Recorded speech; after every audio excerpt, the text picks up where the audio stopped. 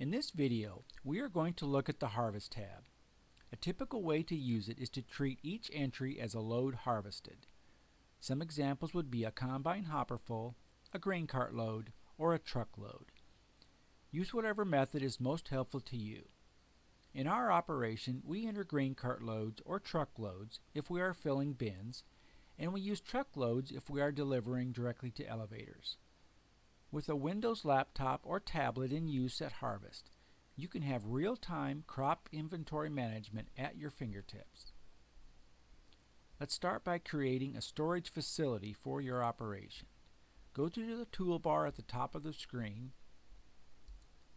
click on the Descriptions menu. From there, go to the Sales and Storage section and click on Storage Facilities.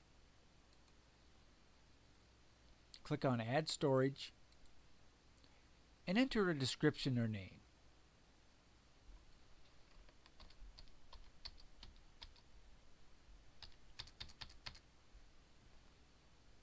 You can enter the dimensions if you wish, but that is optional.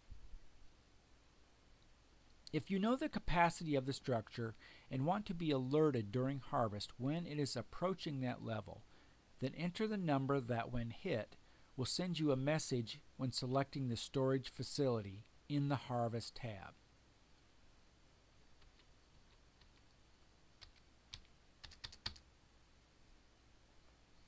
You must also put a check mark in the Enable Warning checkbox to turn on the warning feature. Then you will get a pop-up warning on screen when a load exceeds the warning level you set. It's a very nice feature to help prevent overflowing bins. But be aware, the full warning level can be a moving target because wet grain and dry grain take up more or less space. So be conservative in the figure you use. The last step to set up a storage facility is to select the crop or crops that could be stored in it.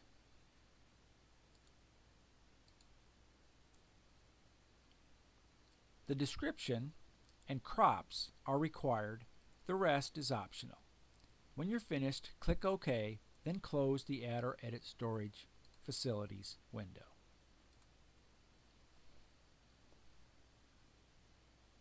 In the Harvest tab, there are places to select data, places where data is filled in with defaults, and places where data is calculated or displayed. You may notice the Date column already has the current date in it.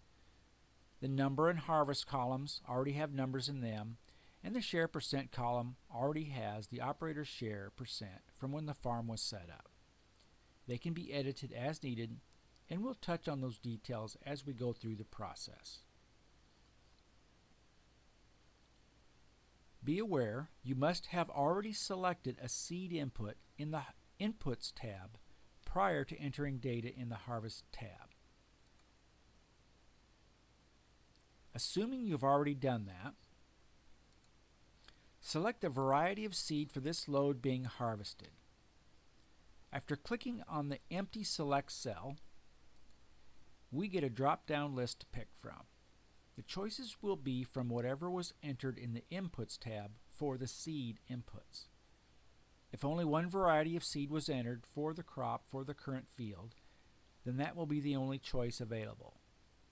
If more than one variety was entered, then select the one currently being harvested.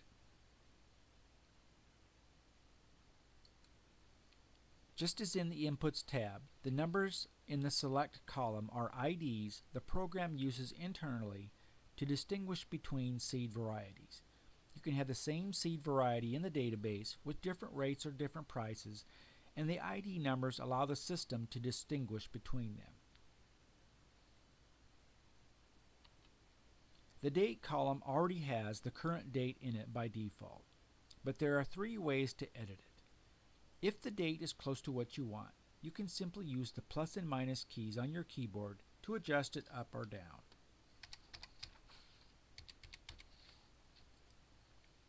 If you want to make a large change, you can double-click on it, and a calendar will pop up. It opens with the current year, month, and day, but just select the year, month, and day you want,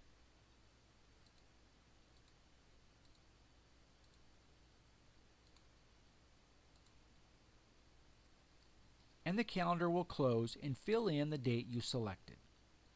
If after opening the calendar you decide the current date is what you want after all, double-click the day and it will close with the current day in the date. One more way to edit the date is to highlight the date and type in what you want from the keyboard.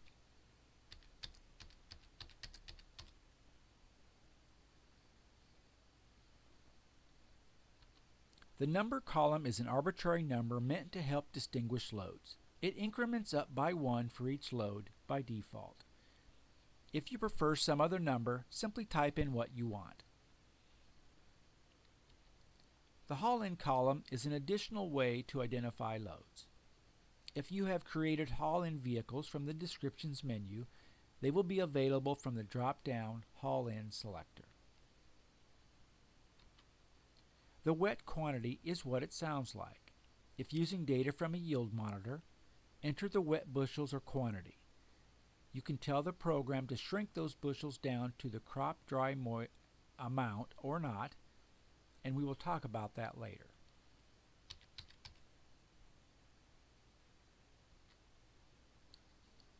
The harvest and unit columns are a pair. By default, they will fill in with data from how crop types were set up from the Descriptions menu.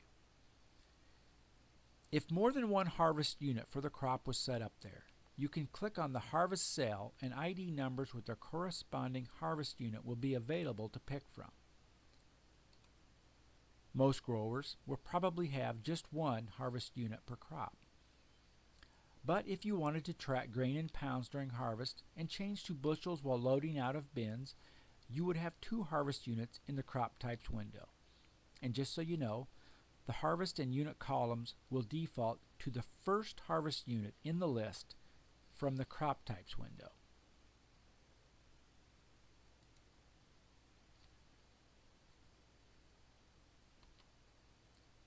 In the moisture column, enter the crop moisture level as a percent number. For example, if a load of corn is at 18.5%, enter 18.5. If you don't want to keep track of that, just leave it alone and it will fill in by default with the dry percent from the crop types window from the Descriptions menu.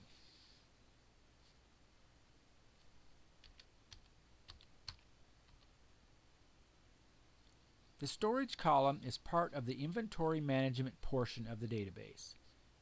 Because you just set up a storage facility, it is now available from this drop-down selector.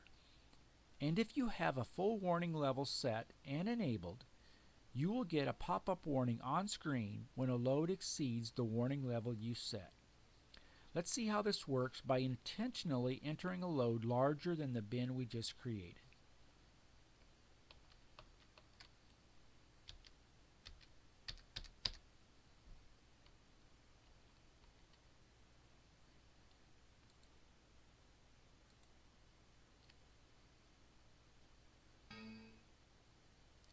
When we tried to leave the storage column, it alerted us that this load may not fit in that structure.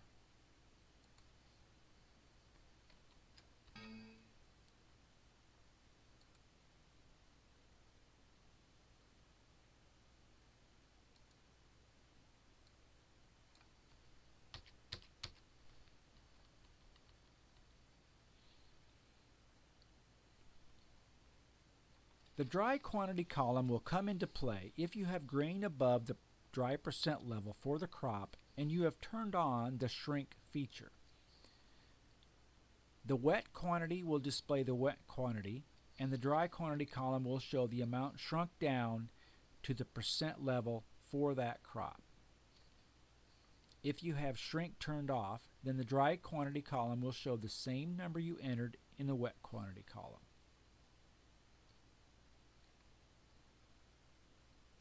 The yield quantity and yield unit columns may seem redundant to a lot of grain crop users, but an example of where they would come into play is hay production. A hay grower might have several harvest units. Large round, large square, and small squares are a few that come to mind, but it's likely that the hay grower is tracking yield by tons. So the harvest quantity in units will show the different ways the hay was baled, and the yield quantity in units will show up as tons. The share percent column fills in with a default from the operation setup window. To edit it, just highlight the number and type in the operator's share if it needs to be different. The notes column has two ways to enter data. One way is to just start typing.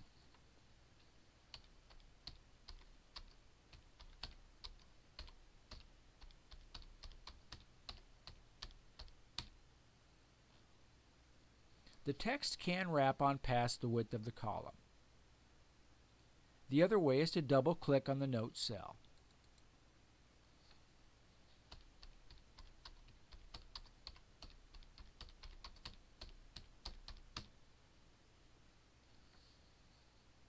A window will pop up allowing all of the text of the note to be seen. When done typing, click OK, and the text will be stored in the notes column.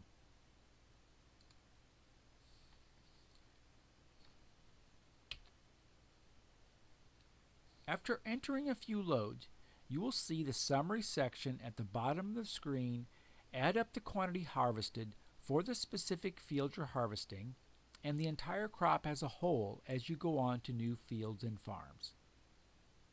The yield per area for the field will climb as loads are entered, as well as the overall average for that entire crop. In the summary section is the shrink button. It alternately toggles between off and on.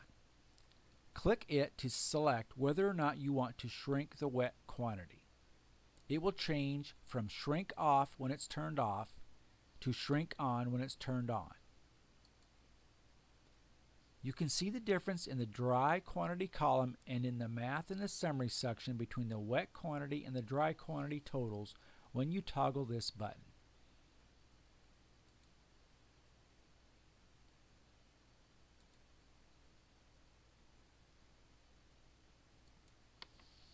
Our operation leaves the shrink off while filling bins during harvest to lessen the chance of running them over. While harvesting into trucks, what we do depends on the elevator. If they use shrink, then we might turn the shrink on to get closer to what they say the load is. If they just deduct a moisture discount off of the wet quantity, then we turn the shrink off. We prefer to not use the shrink with trucks as the wet amount is what will show up on a DOT scale. When the shrink button is toggled, the inputs and contracts and sales tabs summary sections will also show the updated yield or production values if they are not set to display their own defaults. When you close the program, how the shrink button is toggled will be saved in its memory and will use that selection the next time it is opened. Thank you for choosing ProAg Manager, and check back for more videos on how to use the program.